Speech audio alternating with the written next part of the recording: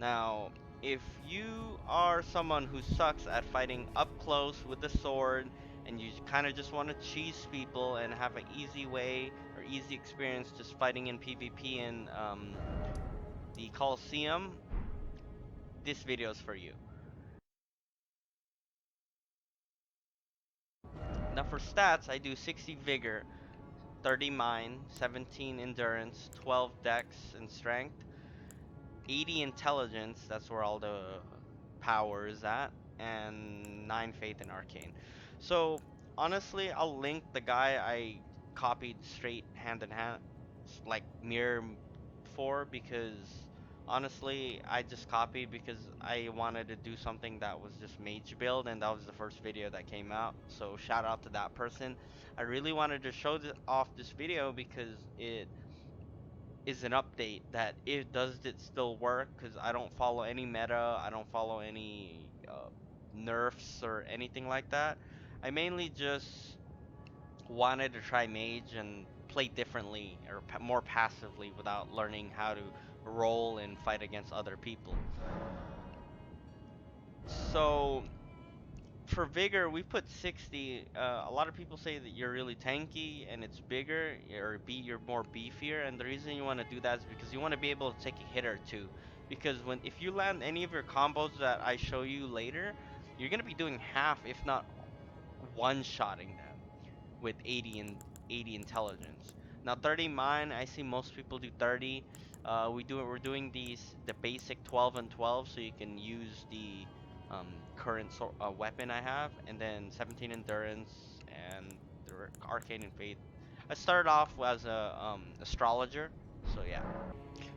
So for weapons, what are you using is the Clayman's Magic Harpoon. It's a really solid weapon.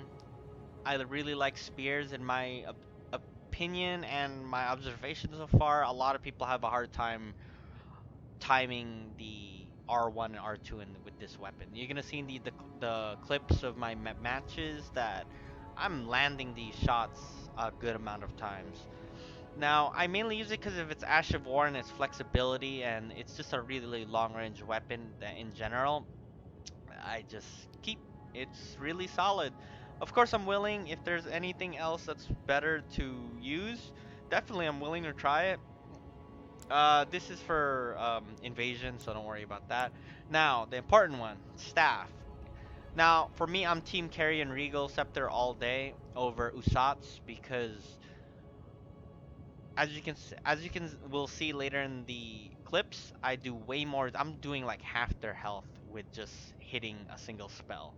So personally, I just don't think it's worth it losing all your FP or your mana, because I really it's not practical in terms of um, having to take a chug of your flasks, because I'm already doing half their damage, and in my experience, it's better for the economy of just using spells more often. So I am carrying Regal Scepter all day, but of course I'm willing to change builds just to try new things. Definitely, please comment any sort of build that's relatable to intelligence or sorcery, because I'll try it. But so far, this is working for me. I'm winning at least more than half my battles. Now, for Fashion Souls, what I like to do is use the this Spellblade's pointed hat. I really love this hat, not because of its looks, but because it has a passive. Strengthen glintstone sorcery skills, so it's only gonna help you. So you definitely gotta use that. Second, I just use Queen's Robe because you look like a mage, and it just again it represents being a master in glintstone magic. I'm also using the Queen's Bracelet and just the Finger Maiden shoes, just because again it just makes you look, instead of bare feet, it looks like I'm wearing like slippers, so it just looks nice in my opinion. Now for talismans, I use Radigan's Icon. It does make a big difference in shortening cast time spells. It's a lot more worth than using like that glintstone staff, because I mean it's already quick. You're chipping so much damage. The Graven Mask Talisman, this increases damage in sorceries, so why not use it? And the Erd Tree Favor 2, it just helps overall in terms of being durable and better performance in my opinion. Lastly, Green Turtle Talisman, since you're using spells, you're also using stamina. I do debate that you could always take this out for something of whatever you guys need, just whatever. This is the build so far. I'm again willing to change.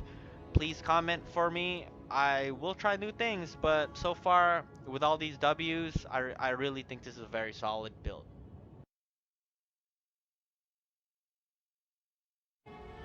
Now for spell combos, it's pretty simple. As I said, with using, jab and right straights, it's basically a variation of doing like 1, 2, and then switching. So like, your chip damage, 1, 2, 3. And the other one is the Glint Blade to Star Shower. So how that one works is basically you're heat seeking, hoping that they'll tumble like crazy and get hit. 1, 2, 3, and then switch. It would basically do a lot of damage. And in my experience, it does half their damage once half the battle's over once if they get hit by Star Shower. The last combo is Carrion Slicer. So basically you do like 1, 2, 3, roll catch. I like to try to use Slicer like they're running at me. Oh, I'm scared, and then I just turn and then catch them with the roll catch. And yeah, Gravel of Haima can also be used in that sense if you could switch quick enough. So if you're like running, something like that. And then lastly, if you're fighting anyone, you Eternal Darkness against any mages and go to town on them. But yeah, that's practically the spells. You can still add if you feel comfortable up close. Your Ash of War, which is basically a big thrust right after doing your second. Alright, let's get to some battles, shall we? Hopefully it goes well. I'm really trying not to edit, but let's go.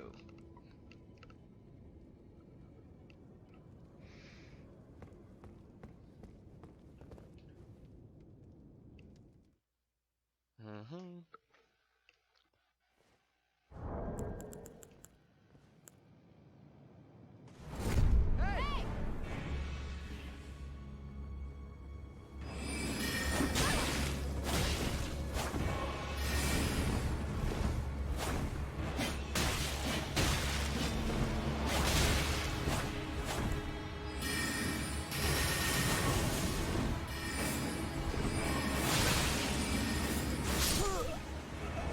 There you go.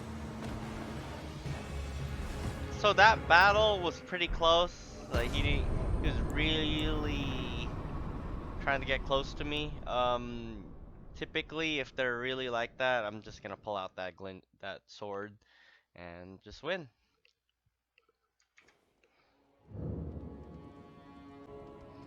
Okay, next match.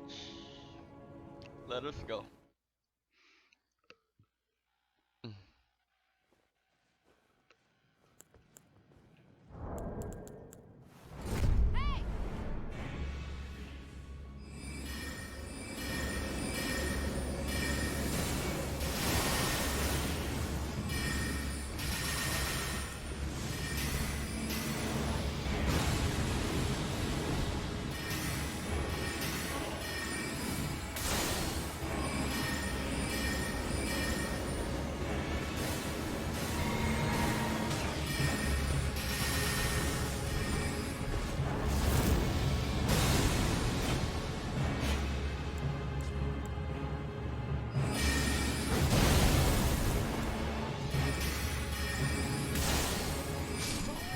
Wow, that was pretty good.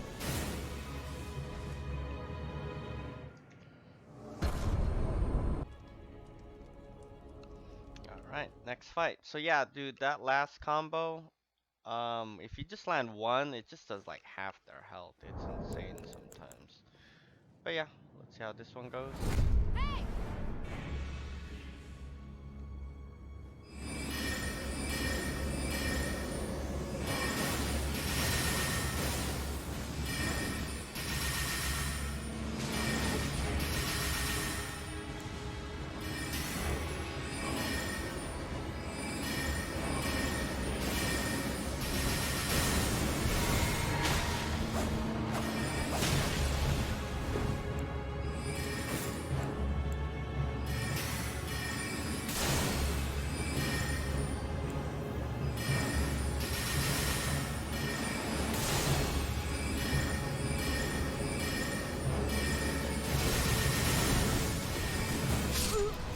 Gotcha. That's the power. This is a great example. That was the power of the basically how much pressure you put on them when they tumble like crazy. And one of them just has to hit. Like that was a great example. Probably my favorite fight so far. Um, I'm really hoping to fight a mage just to show you, even regardless if I lose the power of the eternal darkness. But I mean, we'll see how it goes.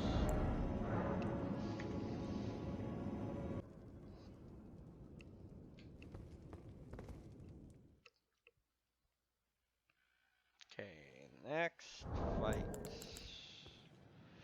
Who are we fighting?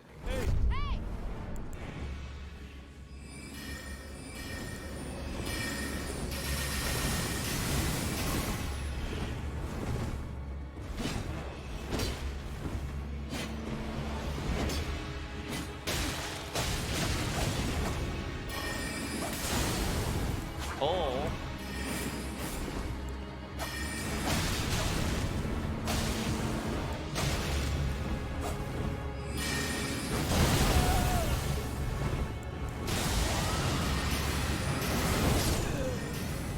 Nice. I don't know why I went for that. That was a little slow, but another amazing match. Was pretty close. I didn't know how to deal with that close combat, but once I landed that high.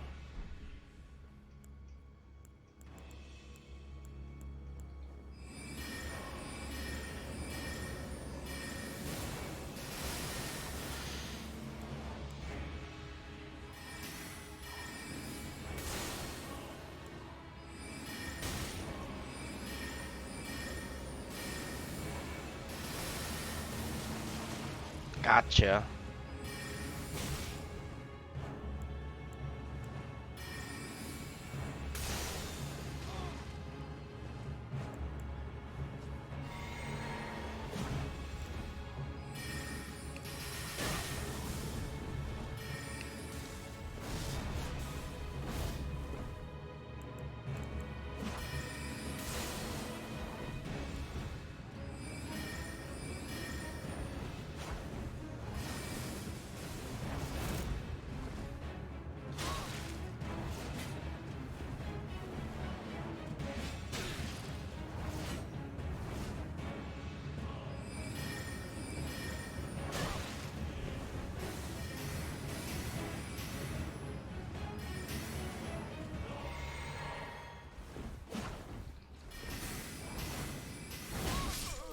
I won. Yes.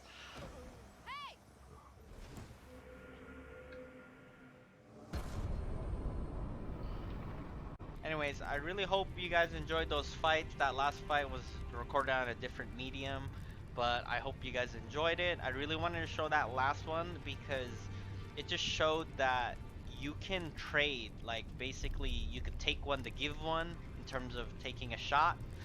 And I really think this is a very versatile build. And I hope you guys can bear with me. I am just picking up these types of games.